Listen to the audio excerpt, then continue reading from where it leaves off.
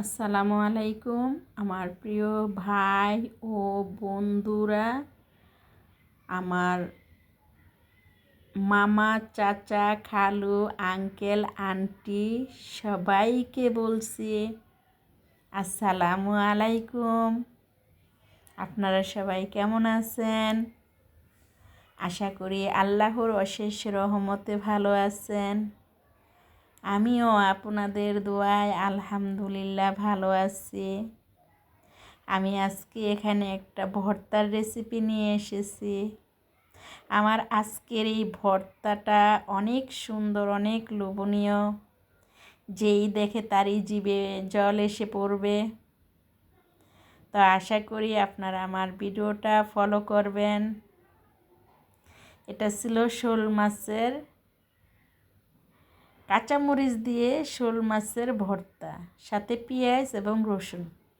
তো প্রথমত আমি মাছটাকে তেলে ভেজে সাথে পেঁয়াজ মোটা মোটা করে কেটে, রসুনটাকে আস্তে আস্তে কোয়া একসাথে দিয়ে, কাঁচামরিচ দিয়ে ভেজে নিয়েছি, সাথে দিয়েছি ধনিয়া পাতা।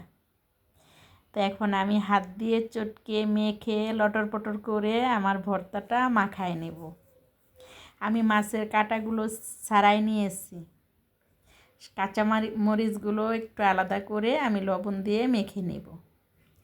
তারপর আমার সাথে ধনিয়া পাতাগুলো আছে। তারপর এখানে আছে রসুনগুলো আর পেঁয়াজগুলো একসাথে মেখে নেব।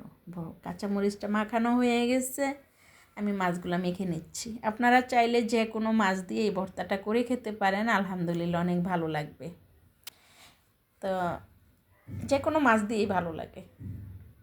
তা আমি সবগুলো উপকরণ একসাথে দিয়ে স্বাদ মতো লবণ দিয়ে আলতো হাতে মেখে নিচ্ছি।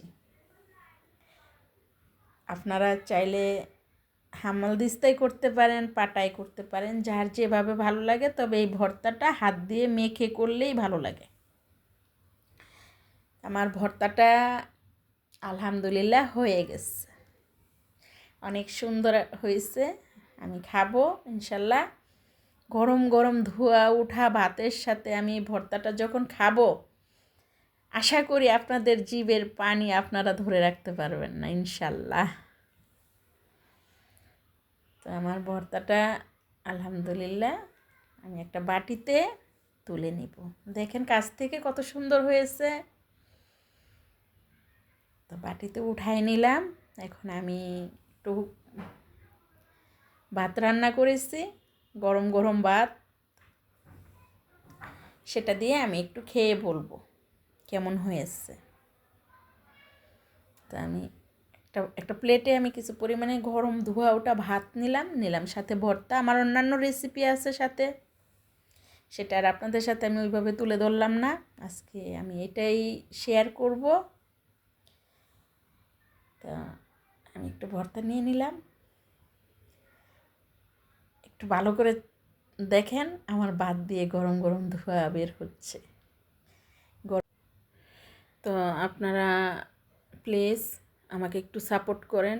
একটু সাপোর্ট যদি না করেন, আমার আর এখানে থাকা হবে না। আমি অনেক দুর্বল হয়ে পড়ছি, মানসিক দিক দিয়ে চলে যাব হয়তো কোনো এক সময় ক্লোজ করে। তো আপনারা